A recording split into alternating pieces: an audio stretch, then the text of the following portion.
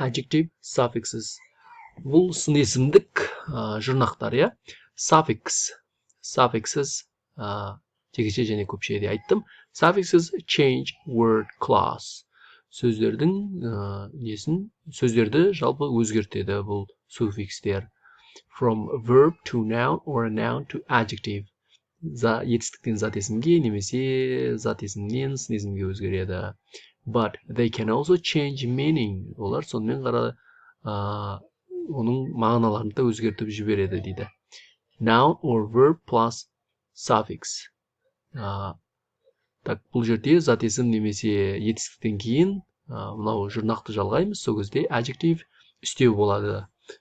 Көріп тұрсыздар. Міне noun or verb, мына жерде suffix. Мынау жұрнақтар adjectives сын есім болып кетті. Danger қауіп. Dangerous қауіпті. Қандай қауіпті сын есім екенін көріп тұр, adjective. Fame атақ.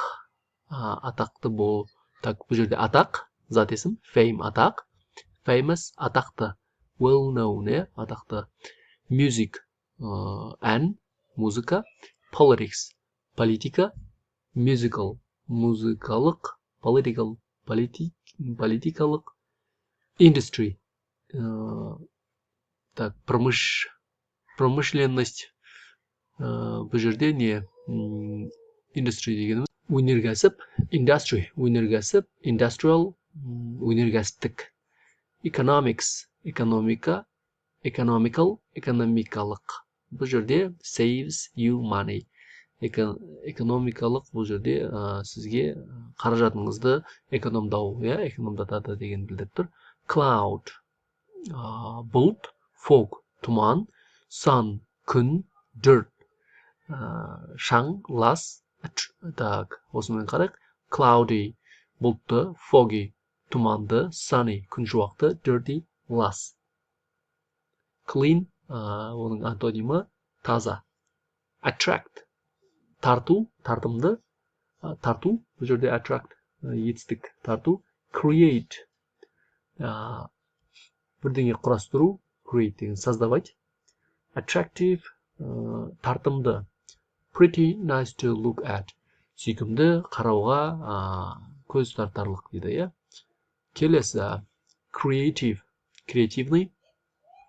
Create создать. Creatively. Бұл жерде бір нәрсені құрастыру, шығару. Creative дегеніміз бұл өнертапқыш, өнертапқыр, сондай шығармашыл. Able to produce new ideas. Жаңа идеяларды шығаруға мүмкіндігі бар нәрсе. With imagination. Imagination дегеніміз елестету, воображение. Воображениесі жоғары деген сөз. Шығармашыл жалпы. Note, sometimes there is a spelling change. Here are common examples. Көңіл аударыңыздар, жазылуы әртүрлі болып өзгеріп кетеді. Double the consonant. Соңғы дауыссыз дыбыс екіге көбейіп кетеді. Sun, sunny, fog, foggy. Leave out the final e. Оқылмайтын e-ді түсіп қалады. Create, creative, fame, famous. Leave out the final s before all. Allдың алдында келген соңғы s-ті алып тастаймыз дейді. Politics, political, economics, economical. Change y to I before all дейді. Y-ды I-ға айналдырып жібереміз. All-ды жалғайтын болсақ. Industry, industrial. Енді able. This suffix also able in some words. Бұл suffix бір сөздерде able деп қосылады, бір сөздерде able деп қосылады. Is used to form many adjectives from nouns or verbs. Бұл able қосылса, яғни ол сын есім қандай деген сұраққа жауап беретін сын есімдік нәрсе, зат есім суреттеп отқан сөз екенін анықтаймын. Бұлар көбінесе noun зат есімнен, verb етістіктен құралған.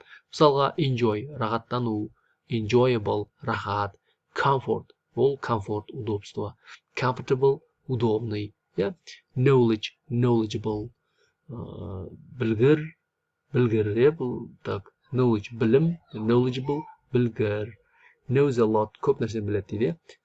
Suit деген шақ келеді, suitable деген шапжақ деген сияқты. Осы suitable деген бұландай мағынада. Так, сіз бір нәрсе айтатын болсаңыз, ол сөзді дұрыс кезде қолдану. This is suitable. Бұл қолдануға келеді деген сияқты. Right for a particular situation. Белгілі бір ситуацияға дұрыс деген мағынада suitable қолданамыз. Quite often. Довольно часто. Quite often. Жиі. Able and able has the meaning can be done.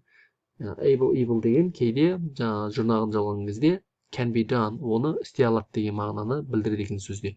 For example, something that is washable can be washed. Жууға болады деп жазылса, washable деп жазылады, жууға болады деген білдіреді. Ол can be washed, жууға болады деген сөзді бір сөзбен washable дейміз. Other examples include, басқа да мағыналары, олар drinkable, ішуге болады, comprehensible, бұл жерде жан-жақтылық деген сөз негізі, мына жерде қандай мағына? Can be comprehended or understood. Еркін түсінуге болады, иә? Can be comprehended or understood. Толық түсіну деген білдіреді дейді. Comprehensible, drinkable. Так, келесі reliable деген сенімді, сенуге болатын нәрсе. Мысалы үшін can be relied on or trusted. Жаңағы сенім артуға болады, rely on or trusted, сенуге болады. Example, a car or other machine that never goes wrong or breaks down. Мысалға, көлік немесе басқа да бір машина ешқашан бұзылмайды, иә? Ештеңесі дұрыс емес болмайды және бұзылмайды. Can be relied on. Оны car, мысал үшін көлік. Words ending able quite often express the opposite meaning by adding the prefix on. Бірнеше көптеген сөздерге жаңағы able мен аяқталатын сөзге біз on деген приставка қосамыз, иә? Prefix on. Мысалы үшін undrinkable, ішуге болмайды. Unreliable, сенімсіз, сенуге болмайды. Unbreakable, сынбайды дейді. Cannot be broken, сындырамайды дейді. Unsuitable, мынандай іс-әрекет белгілі іс-әрекетке, белгілі ситуацияға дұрыс келмейді. Uncomfortable, неудобный, ыңғайсыз. Words ending able add the prefix in. Ал егер де сөздер мынау able емес, able деген жалғанатын болса, оған приставка an емес, in жалғанады. Ableға in жалғанады. Мысалға, мынау болу керек. Incomprehensible, бұл жерде түсінуге болмайды, түсініксіз. Incomprehensible деген мына жерде түсінікті, incomprehensible, түсініксіз деген мағынада мына жерде inflexible. Flexible деген ыңғайлы, жаңағы гибкий, flexible, inflexible, не гибкий. Жерде somebody who is inflexible has a fixed idea about something and cannot change quickly or easily. Так, inflexible дегенде бұл inflexible адамдар неудобный. Так, неудобный емес, так. Inflexible flexible деген гибкий, inflexible не гибкий. Не гибкий адам ол жаңағы былай йогамен айналысатын мағынада емес, бұл жердегі мағына былай болып тұр. Бір идея бар, және сол идеяда қатып қалған. Я деп мына идеяға көне салып, ана адам бірдеңе дегенде оған келісіп, бүйтіп қарым-қатынас жақсы ұстайтын емес. Inflexible қатып қалған, иә? Оңайлықпен жаңағы бұрылмайды, иә? Inflexible деген бұрылмайтын, қатып қалған мағынада беріп тұр. Адамның идеясы бір нәрсеге қатып қалғандарды айтады. Бұл андай адамдарға айтады. Так, қандай дейін? Үлкен жастағылар жалпы, иә? Ал жастар ол өзгеріске құмар, сондай. An inflexible timetable cannot be changed easily. Жаңағы так, келесі мағынадағы мынау, егерде жаңағы расписание не гибкий болатын болса, ол оңайлықпен ауыспайды, иә? Сол расписание қатып қалған расписание. Inflexible timetable деген қатып қалған расписание. Inedible жеуге келмейді. Cannot be eaten, жей алмай соны. Келесі сөздерді, енді сіз осы мыналар арқылы келесі жолы бір сөзді білетін сөзіңіз туралы оқисыз, бірақ оны сөзді білмеймін деп ойлайсыз, иә? Сол кезде in, able деген жалғауларына қарап, ол нені білдіретін екенін логикалық тұрғыда сөздің мағынасын түсініп алуға болады. Есі full and less. The suffix full often means full of.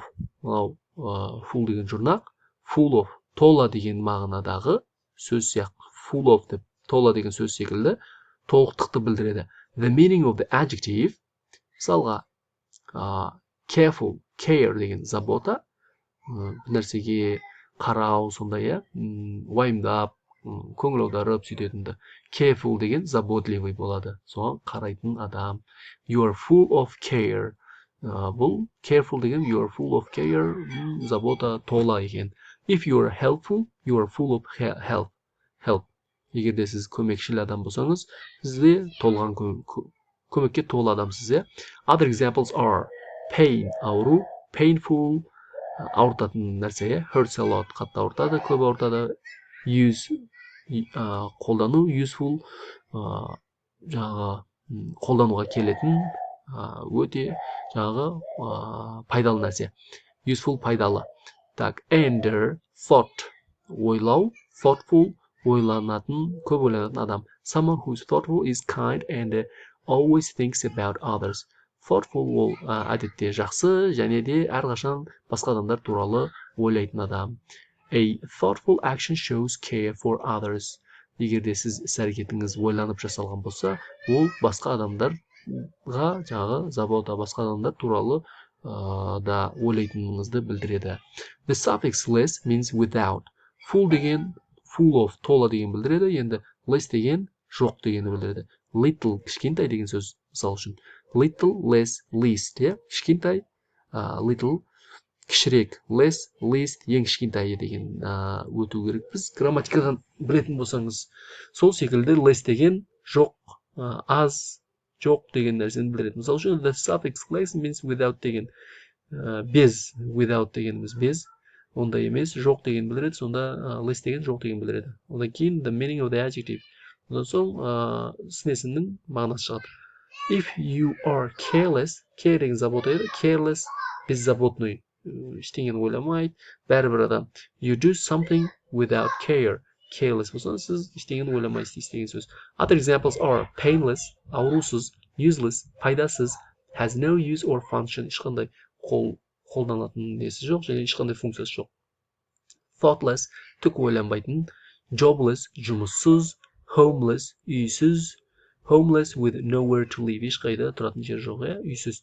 Note, you can see that full and less are often used with the same words to form opposites. Көңіл аударыңыз, қарама-қарсы сөз құрастыру үшін full мен lessті ауыстырып, екеуі де бір сөзге қолданылады. Так, мысал үшін, thought, thoughtful, thoughtless, thoughtless. Pain, painful, painless деген секілді. Көптеген сол екеуі бірге қарама-қарсы сөздерге қолдануға болады. This is not always true.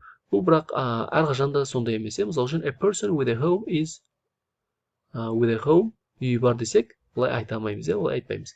Ал үйі жоқтарды homeless деп айтамыз. Енді жаттығуларды бұл жерде үлгерамайтын секілдіміз. Себебі уақыт бұл жерде лимитпен 10 минут, 15 минуттың арасында. Сондықтан видеоны келесі сабаққа қалдырамын. Осы видеода үйренген бойынша жаттығуды келесі сабақта өтеміз. Сау болыңыздар.